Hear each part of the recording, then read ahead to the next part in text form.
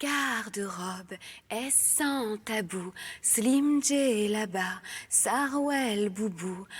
Être Françoise au quotidien, c'est un esprit, c'est un destin. Je m'appelle Françoise et j'ai un cuir à franges, un grand kéfier orange, un col Mao, ça change du peace and love framboise.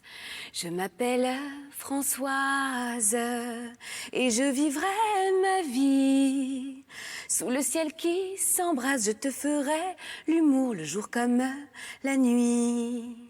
Je trouve pas les mots, j'ai pas d'ennemis, j'ai des crayons, alors j'écris. J'ai le prénom d'un beau pays qui s'indigne, qui chante et qui crie. Je m'appelle Françoise et dans ce beau pays, moi j'ouvrirai les portes, même si le vent s'emporte, je resterai ici. Je m'appelle Françoise et je vivrai ma vie sous le ciel qui s'embrase. Je te ferai l'humour le jour comme la nuit. Je m'appelle Françoise et je m'appelle Marie et je m'appelle Alka et je m'appelle Yatching. Je m'appelle Jérémie. Je m'appelle Françoise et je m'appelle Ladji. Je m'appelle Anita, je m'appelle Mohamed et je m'appelle Charlie. Bonsoir à tous, bienvenue sur D8 dans Voyage au bout de la nuit. C'était une chanson des Françoises pour ne pas oublier Charlie. Ce soir, je vais continuer la lecture de Madame Bovary de Gustave Flaubert. Je suis très heureuse de vous retrouver. Vous pouvez réagir sur Facebook et sur Twitter avec le hashtag VBN. J'espère que vous allez bien. Aimons-nous. Alors... Elle portait une robe de chambre toute ouverte qui laissait voir, entre les revers à châle du corsage, une chemisette plissée avec 3 boutons d'or.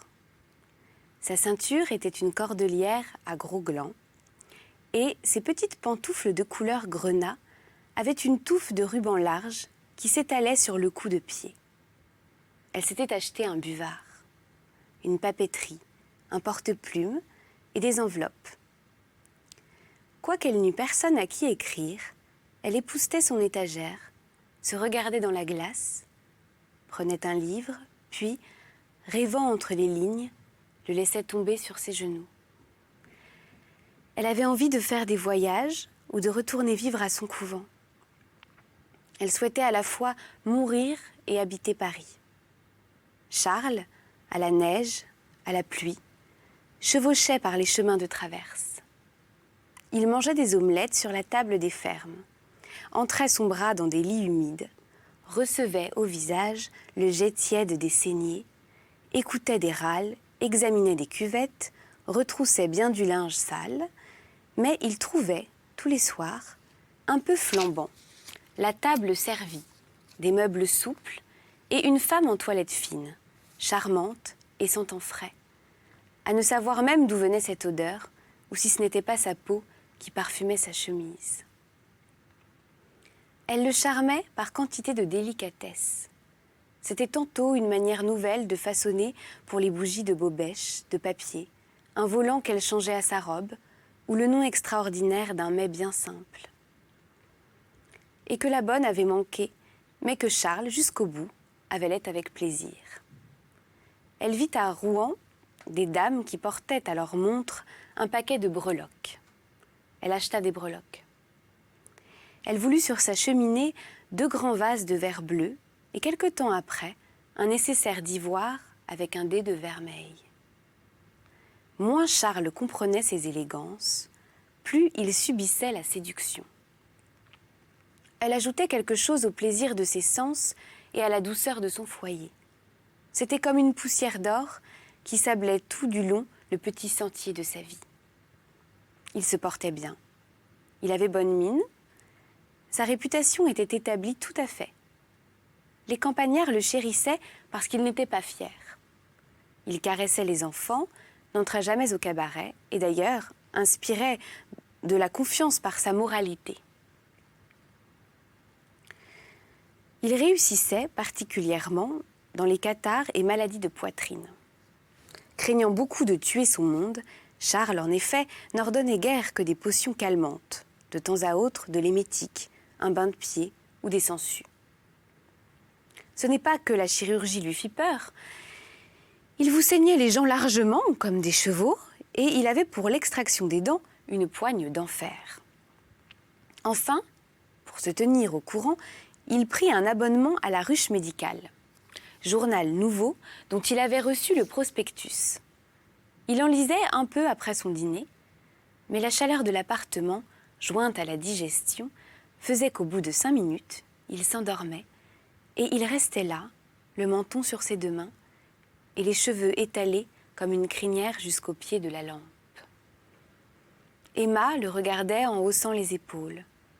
Que n'avait-elle au moins pour mari un de ces hommes d'ardeur taciturne qui travaillent la nuit dans les livres et portent enfin à 60 ans, quand vient l'âge des rhumatismes, une brochette de croix sur leur habit noir mal fait. Elle aurait voulu que ce nom de Bovary, qui était le sien, fût illustre. Le voir étalé chez les libraires, répété dans les journaux, connu par toute la France. Mais Charles n'avait point d'ambition. Un médecin d'Yvetot, avec qui dernièrement il s'était trouvé en consultation, l'avait humilié quelque peu, au lit même du malade, devant les parents assemblés. Quand Charles lui raconta le soir cette anecdote, Emma s'emporta bien haut contre le confrère. Charles en fut attendri. Il la baisa au front avec une larme. Mais elle était exaspérée de honte. Elle avait envie de le battre. Elle alla dans le corridor, ouvrir la fenêtre et huma l'air frais pour se calmer. « Quel pauvre homme !» disait-elle tout bas en se mordant les lèvres.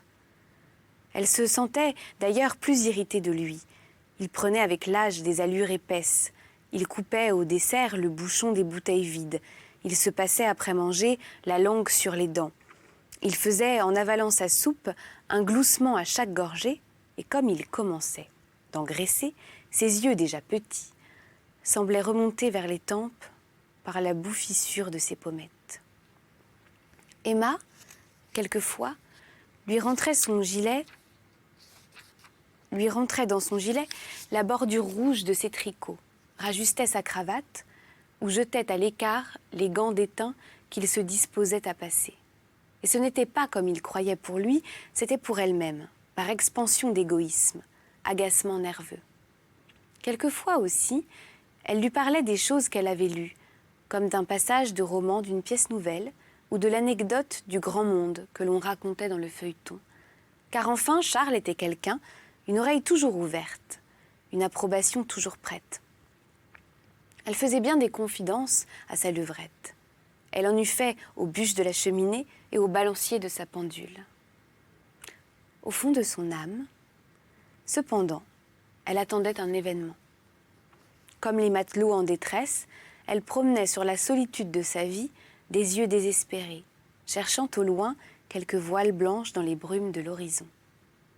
Elle ne savait pas quel serait ce hasard, le vent qui le pousserait jusqu'à elle, vers quel rivage il l'amènerait, s'il était chaloupe ou vaisseau à 3 ponts, chargé d'angoisse ou plein de félicité jusqu'au sabord. Mais chaque matin, à son réveil, elle l'espérait pour la journée. Et elle écoutait tous les bruits, se levait en sursaut, s'étonnait qu'il ne vînt pas, puis au coucher du soleil, toujours plus triste, désirait être au lendemain.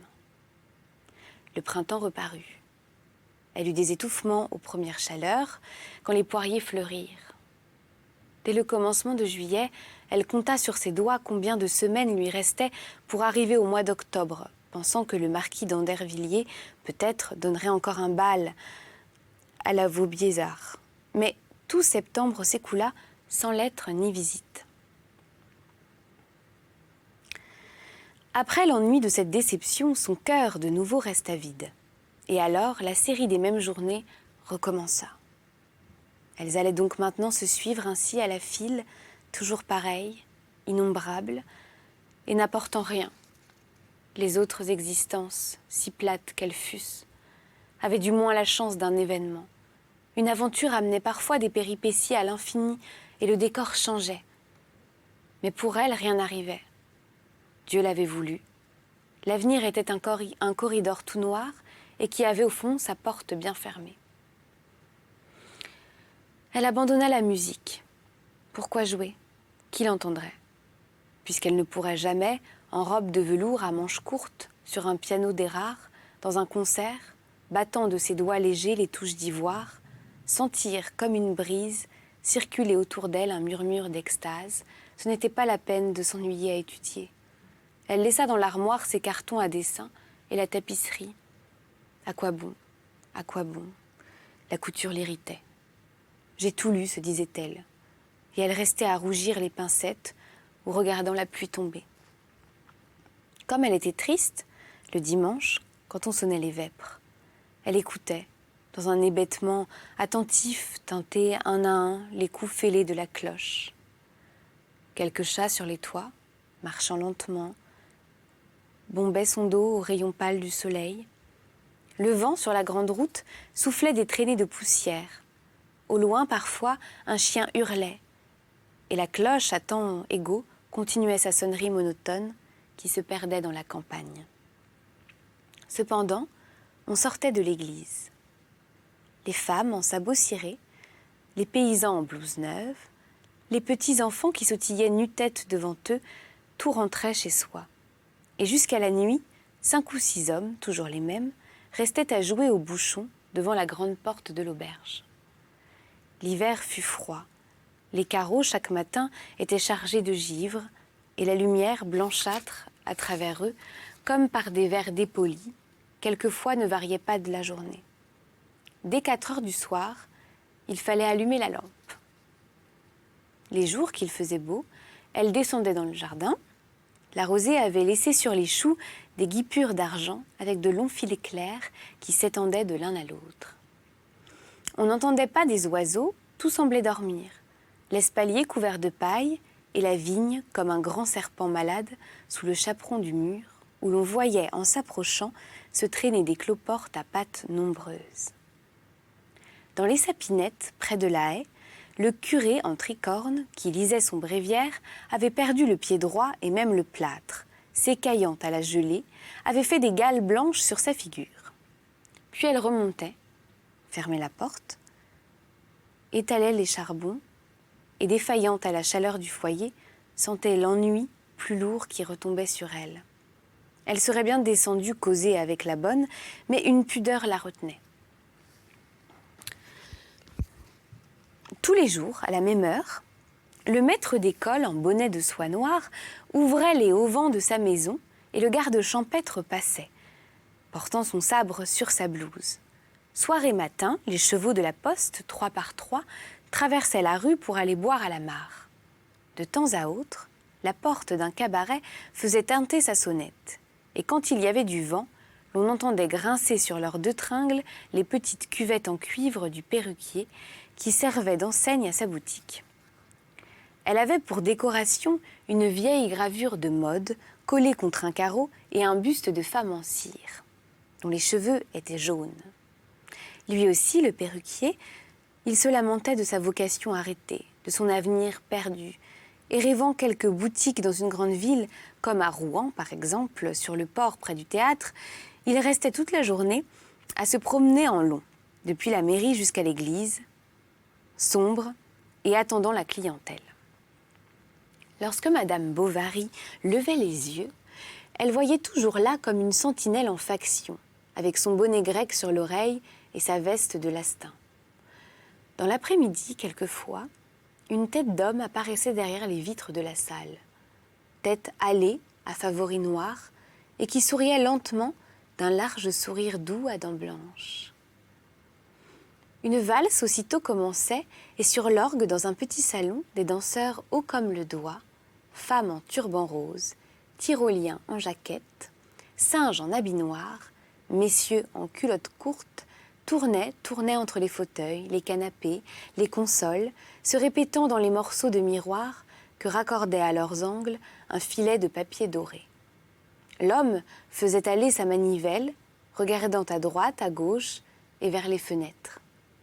De temps à autre, tout en lançant contre la borne un long jet de salive brune, il soulevait du genou son instrument, dont la bretelle dure lui fatiguait l'épaule. Et tantôt dolente et traînarde, ou joyeuse et précipitée, la musique de la boîte s'échappait en bourdonnant à travers un rideau de taffetas rose, sous une grille de cuivre en arabesque. C'étaient des airs que l'on jouait ailleurs sur les théâtres, que l'on chantait dans les salons, que l'on dansait le soir sous des lustres éclairés, écho du monde qui arrivait jusqu'à Emma.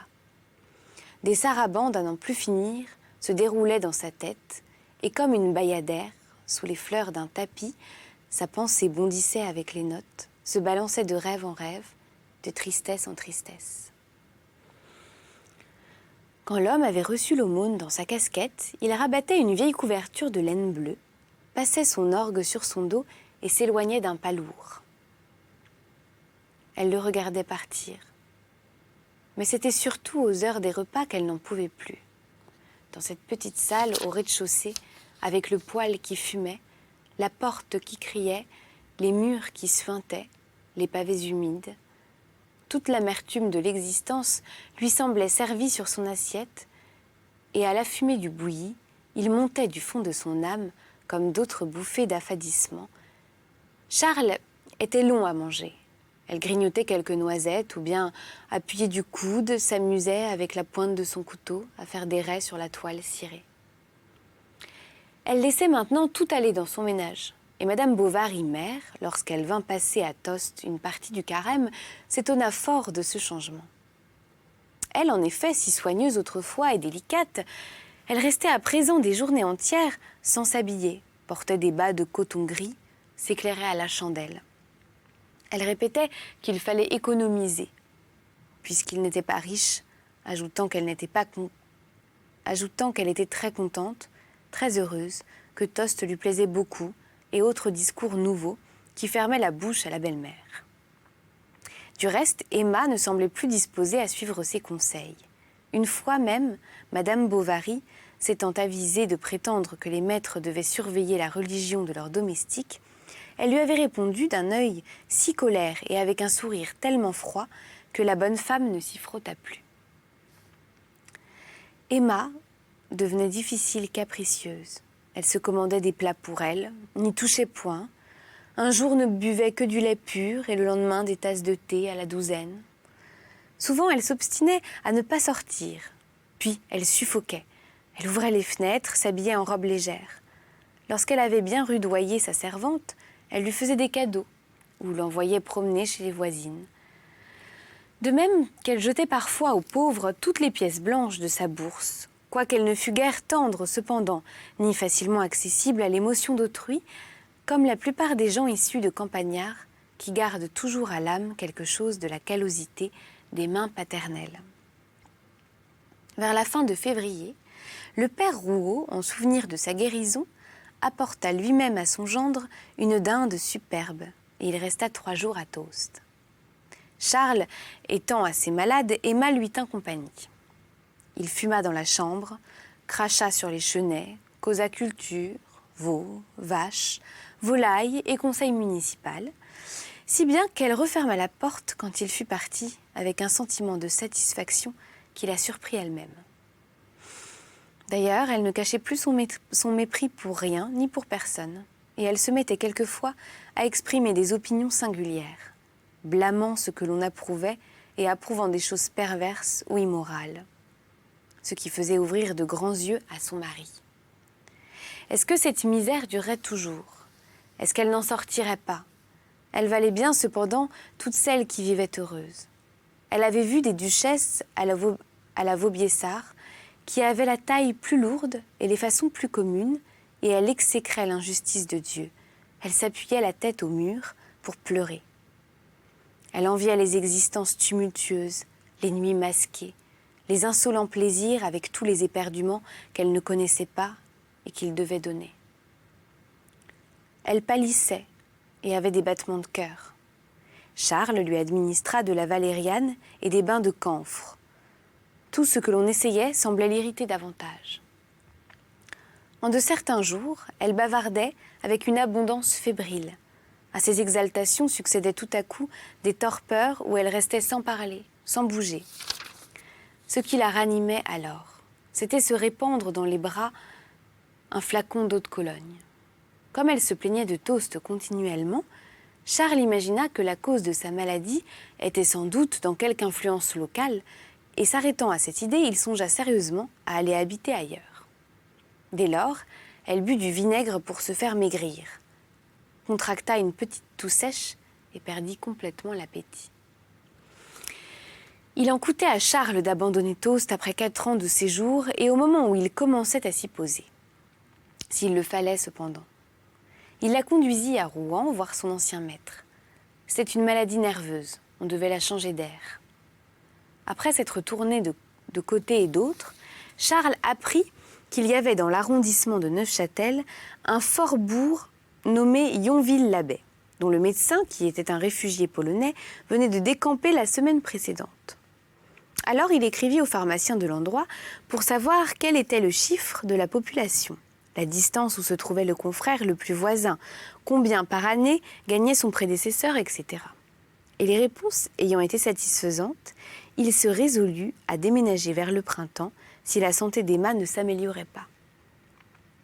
Un jour, qu'en prévision de son départ, elle faisait des rangements dans un tiroir, elle se piqua les doigts à quelque chose. C'était un fil de fer de son bouquet de mariage. Les boutons d'oranger étaient jaunes de poussière, et les rubans de satin, à la lisérée d'argent, s'effiloquaient par le bord. Elle le jeta dans le feu. Il s'enflamma plus vite qu'une paille sèche. Puis, ce fut comme un buisson rouge sur les cendres, et qui se rongeait lentement. Elle le regarda brûler.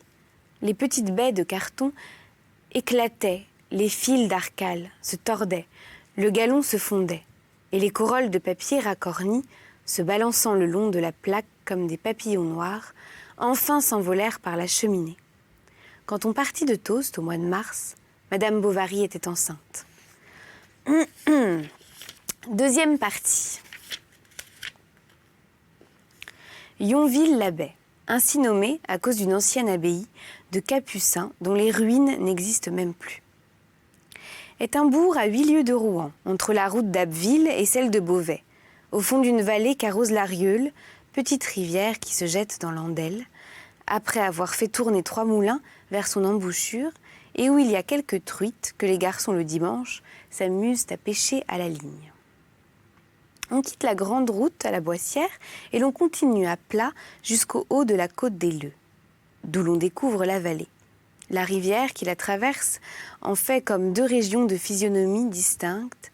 Tout ce qui est à gauche est en herbage, tout ce qui est à droite est en labour.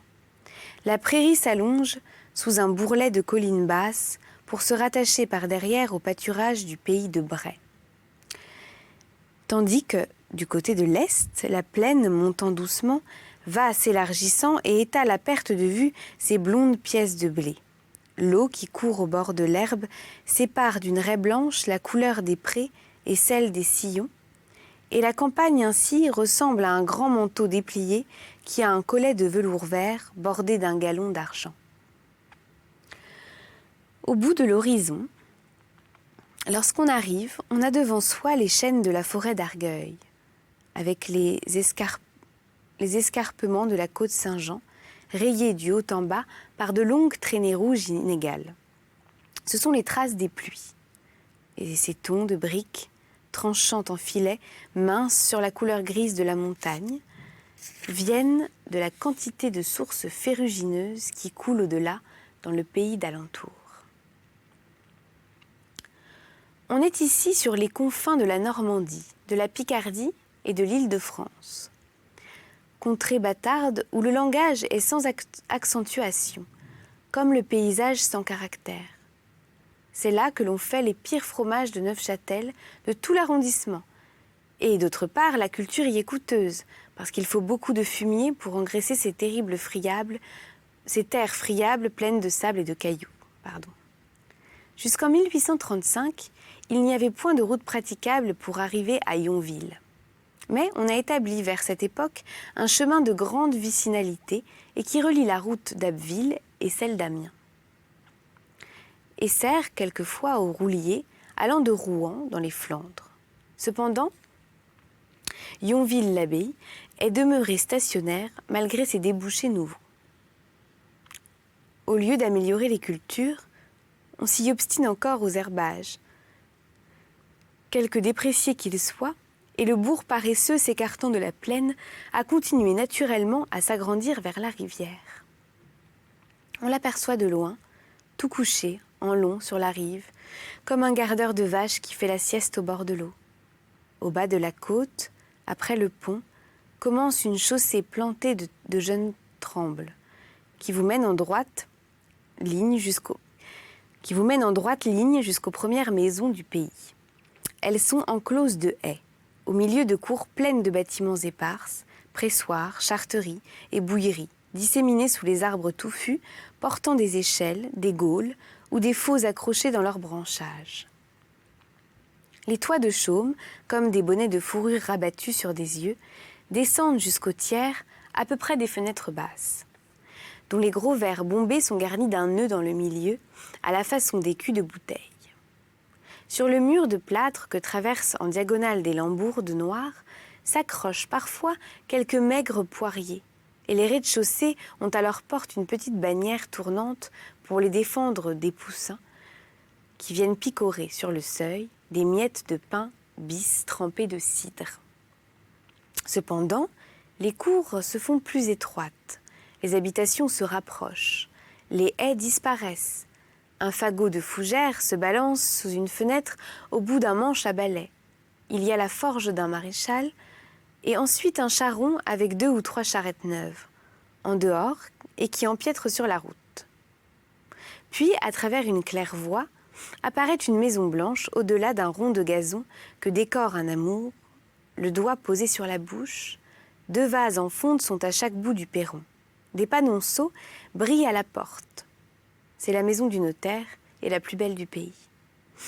L'église est de l'autre côté de la rue, 20 pas plus loin, à l'entrée de la place. Le petit cimetière qui l'entoure, clos d'un mur à hauteur d'appui, est si bien rempli de tombeaux que les vieilles pierres à ras du sol font un dallage continu où l'herbe a dessiné de soi-même des carrés verts réguliers.